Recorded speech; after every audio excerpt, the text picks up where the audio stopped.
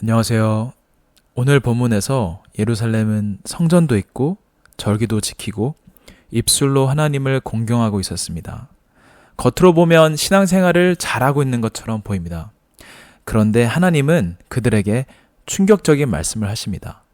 이 백성이 입으로는 나를 가까이하며 입술로는 나를 공경하나 그들의 마음은 내게서 멀리 떠났다.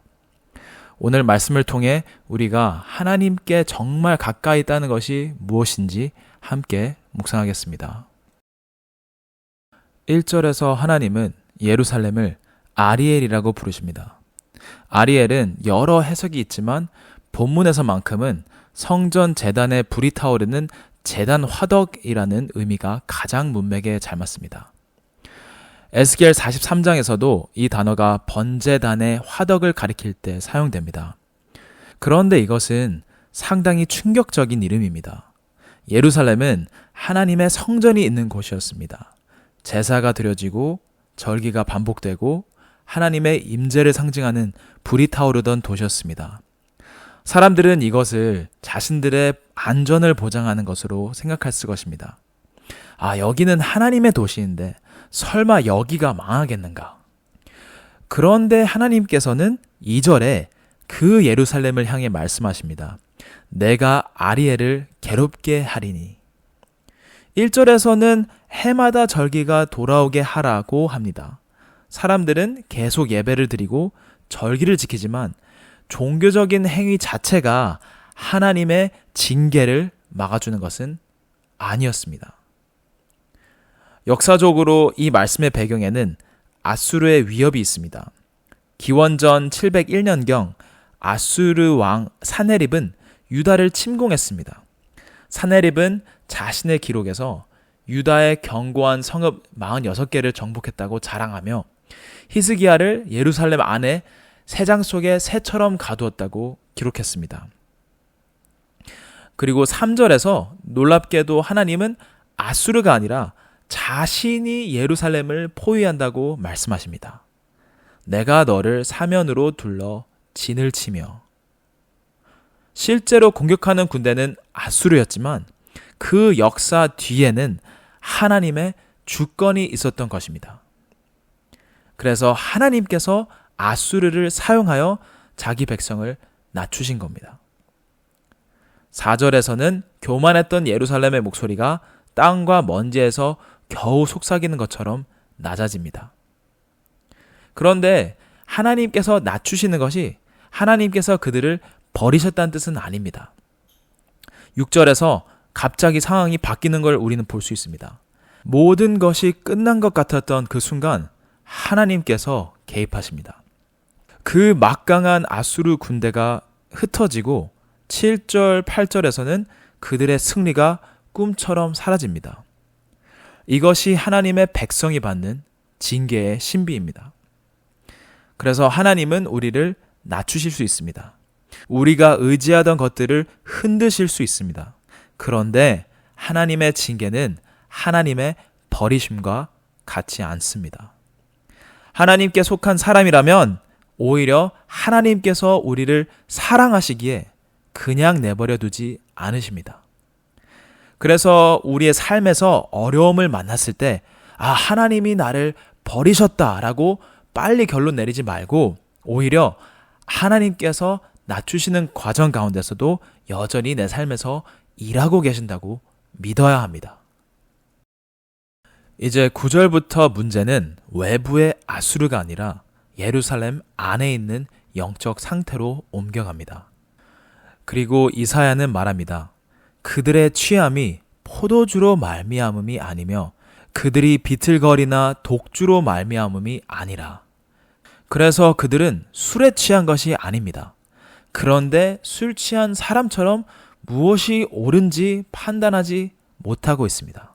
당시 유다의 지도자들은 아수르에 맞서기 위해 애굽과 동맹을 맺으려고 했습니다.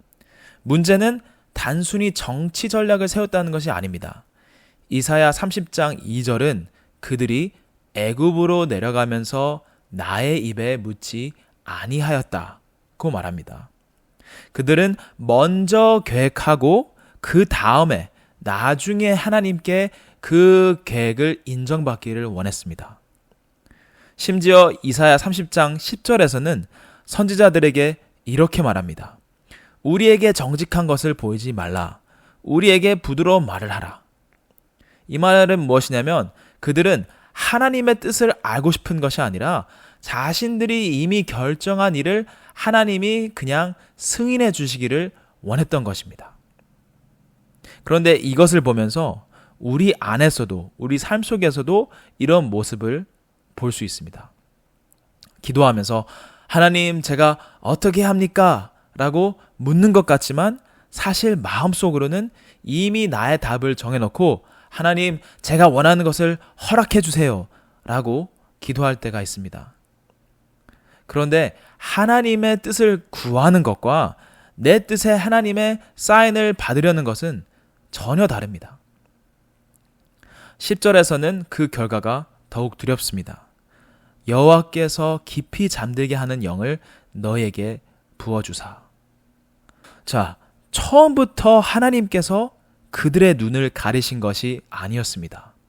그들은 계속해서 하나님의 말씀을 거절했던 것입니다. 그리고 결국 하나님께서는 그들이 선택한 영적 무감각 속에 그들을 내버려 두신 것입니다. 처음에는 내가 하나님의 말씀을 거절합니다. 그런데 계속 거절하다 보면 어느 순간 말씀을 거절하는 것을 넘어 무엇이 잘못되었는지조차 깨닫지 못하게 될 수가 있습니다. 죄를 짓는 것도 무섭지만 더 무서운 상태가 이것입니다. 죄를 짓고도 더 이상 그것이 죄인지 느끼지 못하는 상태입니다. 그래서 11절, 12절에서는 하나님의 말씀이 봉안책처럼 되어버립니다. 읽을 수 있는 사람도 읽지 않고 읽지 못하는 사람도 알려고 하지 않습니다. 그래서 하나님께서 우리 삶에 말씀하실 때 우리의 가장 좋은 반응은, 그리고 우리가 해야 되는 유일한 반응은 그 순종을 미루는 것이 아니라 그 말씀을 들었을 때 즉각 순종하는 것입니다. 이제 13절에서 하나님은 이 모든 문제의 뿌리를 보여주십니다. 이 백성이 입으로는 나를 가까이하며 입술로는 나를 공경하나 그들의 마음은 내게서 멀리 떠났다. 여기서 성경이 말하는 마음은 단순히 감정을 의미하는 것이 아닙니다. 히브리어 레브는 사람의 생각과 판단과 의지와 결정을 포함하는 내면의 중심을 가리킵니다.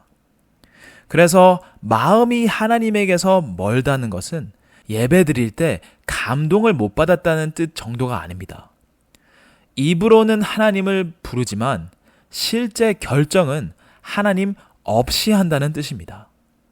예배는 드리지만 돈을 사용할 때는 하나님을 생각하지 않습니다. 찬양은 하지만 관계를 결정할 때는 하나님께 묻지 않습니다. 기도는 하지만 중요한 선택에서는 세상의 지혜를 더 신뢰합니다. 그것이 바로 입술은 가까운데 하나님께로부터 마음은 먼 신앙입니다. 그래서 하나님은 그들의 예배가 사람의 계명으로 가르침을 받은 것 뿐이라고 하십니다. 그래서 문제는 예배드리는 방식이나 형식 자체가 아니라 문제는 살아계신 하나님을 의지하는 신앙이 사라지고 종교적인 행동만 남아버리는 것입니다. 예배의 목적은 그냥 예배를 잘 드리는 것으로 끝나지 않습니다. 우리가 예배드린 하나님께 순종하고 그분을 따르고 그분의 길을 걷는 것입니다. 우리의 입술의 고백과 우리의 삶이 같은 말을 해야 합니다. 14절에서 하나님은 그들이 의지했던 지혜자의 지혜와 명철자의 총명을 무너뜨리겠다고 하십니다. 자신들의 판단과 전략을 하나님보다 더 신뢰했던 사람들의 지혜가 결국 아무것도 아니었음이 드러나는 것입니다.